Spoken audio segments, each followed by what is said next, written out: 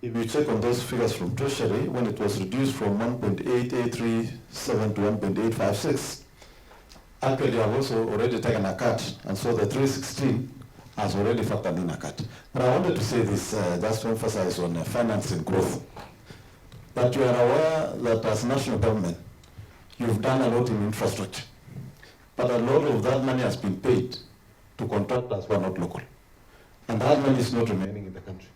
And therefore, there is no money stimulating the local economy to grow taxes. The only money that is filtering directly to the economy and stimulating the growth is actually the money going to counties. And therefore, if it were even possible, there is need to increase the money going to counties, because that is the only serious large sums of money now stimulating the growth in the economy. If you look at the debt we are servicing, none of that money remains within the country. And whereas we have good infrastructure, it helps accelerate development. But we need some seed money now to stimulate the economy. And I think that seed money is what is in the counties. So I really want to appeal to Treasury. And let me also say, for once, Treasury, take the recommendation of CRA. If an economy is growing, it's then meant to put more revenues. So you seem to be making revenues which are not related to the overarching position that the economy is growing. And that can only be a fallacy in economics. So how do we connect a growing economy and declining revenue? I think we need to deal with that. There are centers of growth that we must continue to finance, even if we go into deficit financing, because the overall result will be growth, and from growth we shall get more revenues, which we can tax. So let us not be too much bogged down with figures now and get so frightened that we don't finance essential centers of growth to produce more revenue to tax it for the future.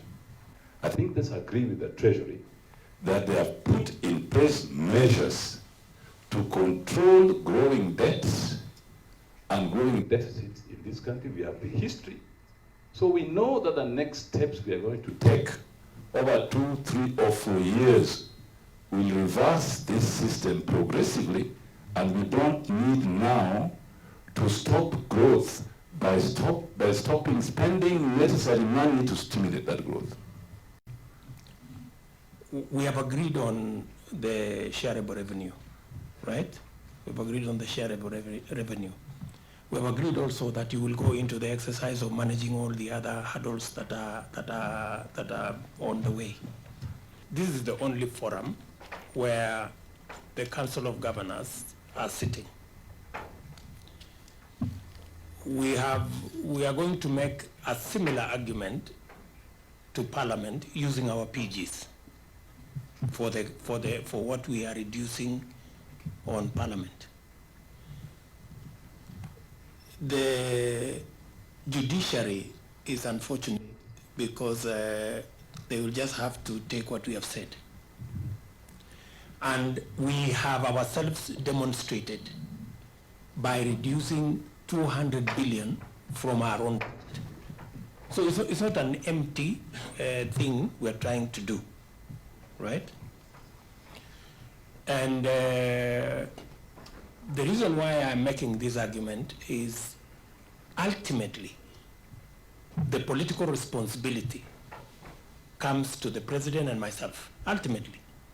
If for one reason or another we were to fail to pay our debts, the political responsibility comes back to us. And that's why I am taking time to try and explain this, what we're trying to do. It is not that we want to push counties in any way. You have seen for yourselves that we are cutting from the executive, we are cutting from the legislature, we are cutting from the judiciary. We were hoping that you will accept to take a small cut. So we have been underfunded all through. And this has been, I think we would have allowed CRA to make their presentation because they also advise us, the both levels of government on this particular issue, before we say that we get a cut, because we have been underfunded. And that's why we have been struggling. So we also need to be very careful about how we do our own taxation. It is just to assure you that the pain that we are going through will be short-term, but it will be realistic. Rather than us now carrying forward huge pending bills from national government or even from the counties, we rather have a disciplined fiscal space that then we can now agree on where we're going to charge.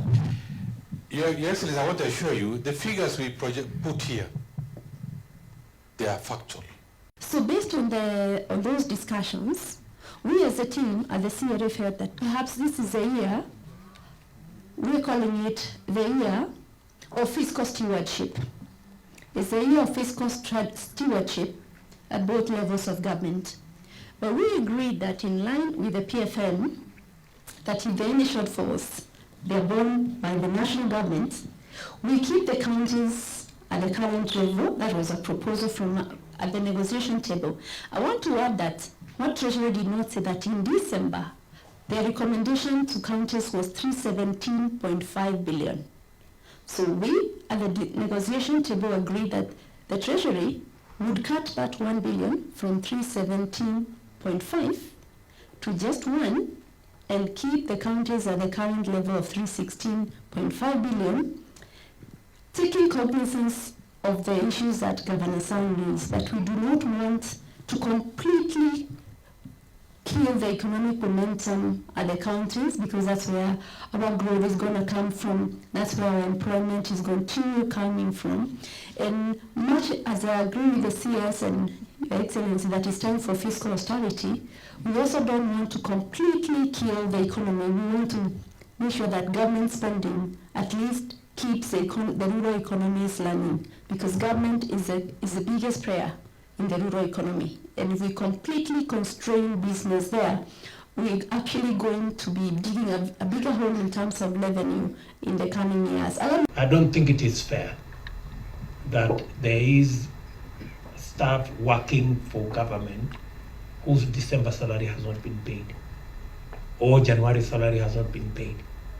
And this is 18th of February. It's not right, it's not fair. Yeah, it is as unfair as the big animal of pending bills we are discussing.